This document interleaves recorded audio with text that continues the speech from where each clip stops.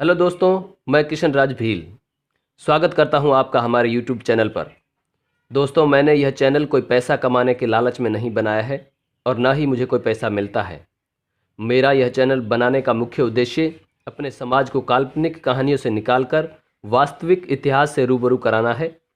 और मेरे इस कार्य में आप सभी से निवेदन रहेगा कि अगर मेरा वीडियो आपको सही लगता है तो उसका जहां तक हो सके प्रचार करें। आप अपने YouTube चैनल पर भी वह वीडियो अपलोड कर प्रचार कर सकते हैं। मेरा चैनल कभी भी ब्लॉक किया जा सकता है। दोस्तों, आज हम राक्षस शब्द की सच्चाई को जानने का प्रयास करेंगे। तो आइए देखते हैं कि इस शब्द का वास्तविक अर्थ क्या है और हमारे मस्तिष्क में, दिमाग में क्या बैठाया गया है। दोस्तों, राक्षस शब्द का मूल शब्द रक्षस है। यही रक्षस बाद में राक्षस शब्द बना। यह उन लोगों के लिए बना जो भारत देश के मूल निवासी थे, आदिवासी थे।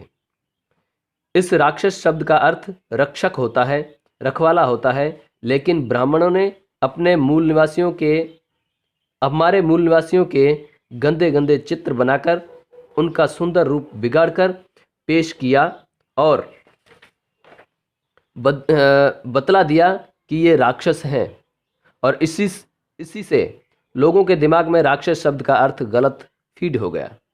यह शब्द उस समय की बात है जब आर्यों के आने से पहले यहाँ मूल निवासी बड़े प्रेम से रह रहे थे और फिर आर्य आए और आदिवासियों के इस देश पर हमला करने लगे तो यहाँ के रहने वाले लोगों ने भी उनको जवाब देना आरंभ किया। जब युद्ध में आर्य लोग मूल निवासियों से जीत नहीं सकते थे तो वे छल कपट का सहारा लेते, तो कभी औरतों को आगे करके धोखे से आदिवासियों की हत्या करते। इस प्रकार दो वर्ग बने, एक वह वर्ग जो यहाँ का मूल निवासी था और दूसरा वर्ग जो बाहर से आए आर्य लोग। आर्य लोगों ने से अपनी धरती, अपने देश की रक्षा करने वाले लोगों को आर्यों ने रक्षक कहते हुए राक्षस कहा।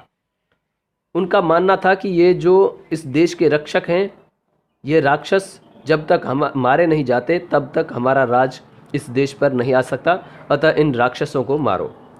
अगर आपको लगता है कि यह कहानी मैं बिना किसी आधार के कह रहा हूँ तो यह कहना गलत है, क्योंकि मेरे पास प्रमाण है जो अभी मैं दिखाने जा रहा हूँ, जिसमें ब्राह्मणों के सबसे बड़े देवता स्वयं ब्रह्मा ने कहा है कि जो रक्षा करने का काम करते हैं वे राक्षस कहलाएंगे।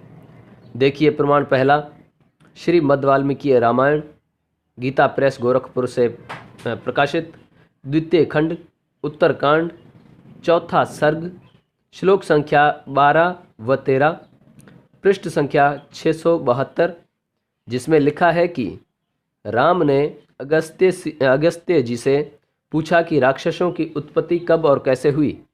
तब अगस्त्य जी ने कहा कि जब अकाल पड़ा, लोग भूख प्यास से पीड़ित थे, तब कुछ लोग ब्रह्मा के पास गए और कहा कि हम क्या करें।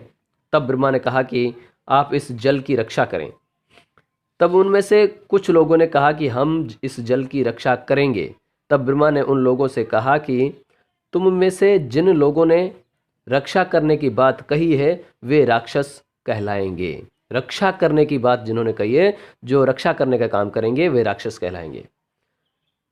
अब प्रमाण दूसरा, श्री विष्णु पुराण, प्रथम अंश, अध्याय 5, श्लोक 42 व 43वां, पृष्ठ संख्या 24, गीता प्रेस में लिखा है कि ब्रह्मा ने अंधकार में स्थित होकर अर्थात किसी गुफा में छिपकर, क्षुधाग्रस्त होकर अर्थात भूख प्यास को सहन करते हुए सृष्टि अर्थात कानून की रचना की, कानून लिखा। तब बड़े कुरूप और दाढ़ी मूछ वाले व्यक्ति अर्थात मूल निवासी लोग, आदिवासी लोग उनके पास आए। वे ब्रह्मा जी की ओर उन्हें भक्षण करने के लिए दौड़े अर्थात मारने के लिए आए। उनमें से जिन्होंने कहा कि ऐसा मत करो, इनकी रक्षा करो, वे राक्षस कहलाए।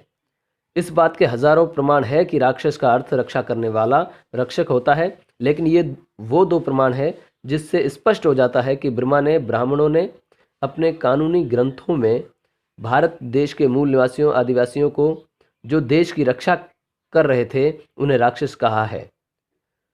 वे खुद यह मानते हैं कि रक्षा करने वालों को राक्षस